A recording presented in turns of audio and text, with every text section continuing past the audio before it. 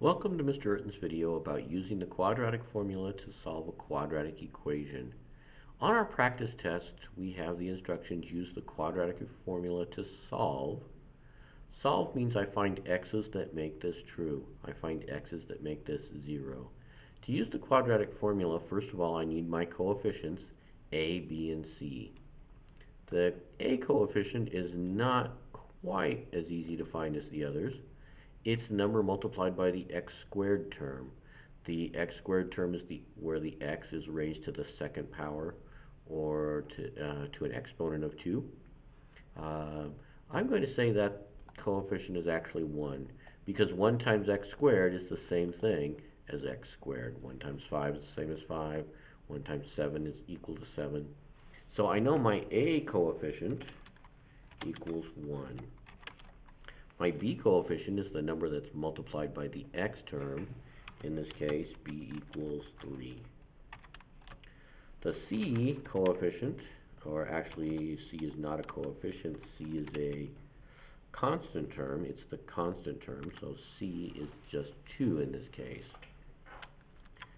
What the quadratic formula tells me is the values of x that make that 0. So the result is actually x equals.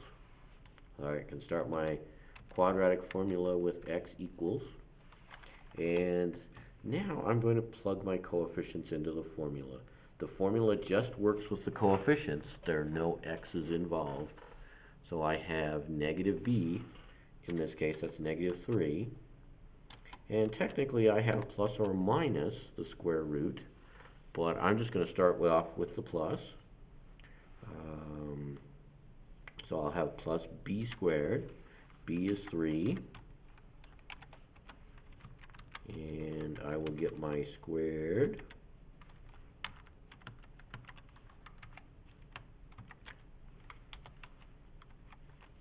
Three squared minus 4. That 4 just comes from the formula. Times a, in this case a is 1, times b, which in this case is 2. And I will go ahead and put in my square root symbol. So I take the square root of b squared minus 4ac. Once I do all of that, I divide by 2, which is not the c term, it's just a 2. Every time you use the quadratic formula, you'll put a 2 times a, which in this case is 1. To solve that, I just get my calculator, and I just plug into the formula. PEMDAS tells me to do exponents first, and then it tells me to multiply before I subtract. So I'm going to do my 3 squared. And this calculator will actually do PEMDAS, so I'm going to say minus 4 times 1 times 2. The calculator actually calculates that 4 times 1 is 4, 4 times 2 is 8. 3 squared is 9, so I'll have 9 minus 8, and that should be 1, which according to my calculator it is. Now, I take the square root of 1. So I put in 1, and I see my little radical sign here. I can say square root of 1, which is just 1. So now I'll go back here. I know this is 1. I'll have negative 3 plus 1. Then I'll do the equal sign, because the fraction bar actually works like parentheses. I have to do all of this before I divide. So negative 3 plus 1 equals negative 2. This is equal to negative 2. I'm going to divide by 2 times 1, which is just 2. So I'll say divided by 2 equals negative 1. That gives me my x value. I can say x equals negative 1. For my second x value, you'll notice I did not put the plus or minus. I need to take this down here and say negative b minus the square root of b squared minus 4ac.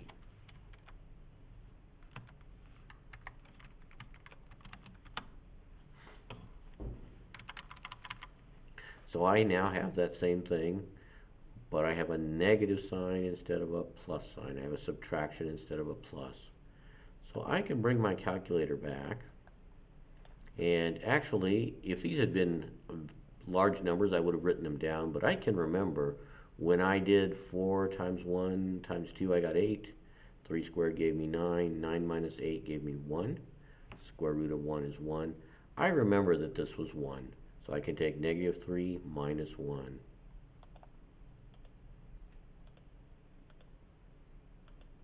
Negative 4. And on the bottom, 2 times 1 is 2. Once again, I divide by 2. That tells me that x could also equal negative 2.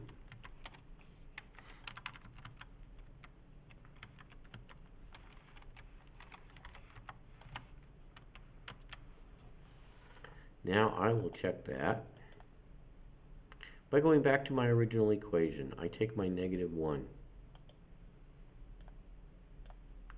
Negative 1 squared times 1. Negative 1 squared equals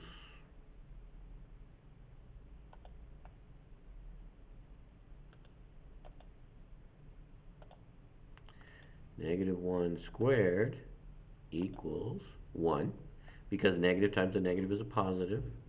Negative 1 times 1 is 1, so negative 1 squared is 1. 1 times negative 3, or 3 times negative 1, is negative 3. So I'll have 1 plus negative 3 plus 2. And I do get 0. So the formula tells me that negative 1 would make this 0, and it did. I'll try negative 2 now. So negative 2, I'll square that.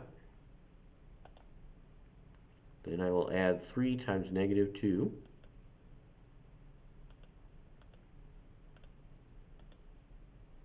Plus 2. 3 times negative 2 plus 2. And that gives me 0 also. So the quadratic formula did in fact find the x values that give me a 0 here.